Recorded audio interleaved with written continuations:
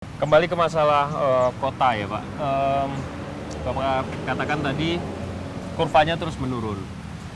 Langkah pertama yang Bapak lakukan 5 tahun yang lalu, apa untuk menaikkan kurva itu? Yang pertama yang kita lakukan ya membuat perencanaan yang baik. Konsep plan kota untuk 5 tahun ke depan seperti apa, 10 tahun ke depan seperti apa, atau 20 tahun ke depan seperti apa harus disiapin dong. Kalau enggak kita kan nanti bekerjanya meloncat-loncat.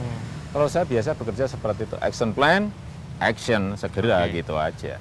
Bicara soal relokasi pedagang kaki lima yang semua orang mengagumi apa yang Bapak lakukan terhadap pedagang kaki lima di Solo. Apakah itu sebelumnya sudah direncanakan dan Bapak sudah punya konsepnya? Saya hanya melihat di beberapa negara ya, mereka tuh diberi space, mereka diberi ruang, entah yang namanya kawasan PKL, entah yang namanya kantong PKL untuk street vendors, semuanya diberi ruang. Tapi kenapa di kota ini atau di negara ini mereka tidak diberi ruang? Mereka akan mencari ruang-ruangnya sendiri. Tidak tertib akhirnya. Iya, harus ada ruang transisi antara di sebuah kota untuk mereka gitu.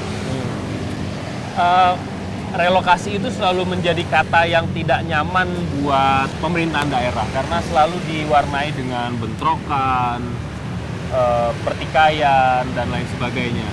Nah, kenapa di Solo nggak terjadi seperti itu? Apa yang dilakukan? Pertama, menurut saya niat kita ini memang ingin mengangkat mereka, niat kita. Jadi, tapi ada ketidakpercayaan, ada distrust dari pedagang kaki lima. Apa yang Bapak lakukan sih ketika itu? Ya, saya undang mereka, saya ajak makan siang. Masih belum ketemu, ajak makan malam. Masih belum ketemu, 3 hari undang lagi makan siang. Berapa belum kali ketemu, saya pernah mengundang sampai 54 kali untuk memindahkan satu kawasan ke tempat yang baru.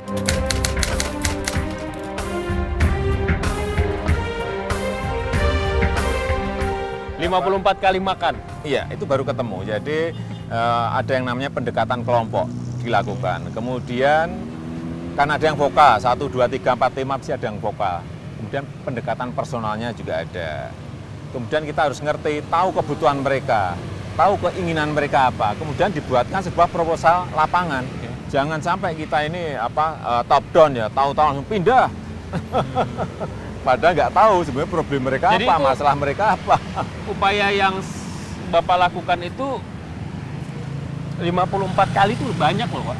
Banyak, selama 7 bulan. 7 bulan? Iya. Hanya untuk membicarakan, menyampaikan ide itu aja? Iya, betul.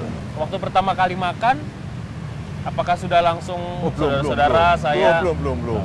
Makan siang itu yang pertama saya ajak makan siang, setelah itu saya suruh pulang. Lupa nggak ada dialog, katanya mau digusur. Loh, saya hanya makan siang kok. Gitu.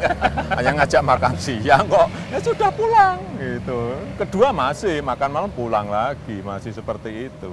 Bapak merasa itu perlu dilakukan karena kan Bapak punya aparatur yang bisa menertibkan dan karena aturan-aturan kota harus harus tertib, pedagang-pedagang liar harus ditertibkan, itu kan sebenarnya kan apakah itu menyelesaikan masalah?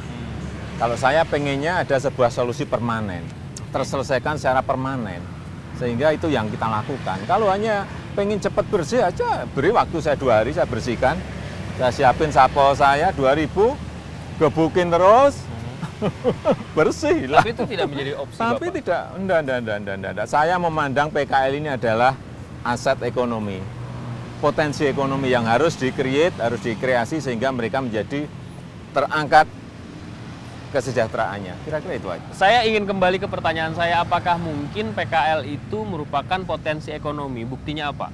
Nanti dijawabnya Pak sesaat lagi. Ini namanya Pasar Klitikan Notoharjo. Jadi Pasar. ini adalah pasar hasil pindahan dari PKL yang dulu ada di Banjarsari. Jadi mereka yang ada sekarang sebenarnya mereka yang tidak punya tempat Ya. tetap ya? Dulunya bertebaran di jalan, kemudian kita pindahkan ke sini.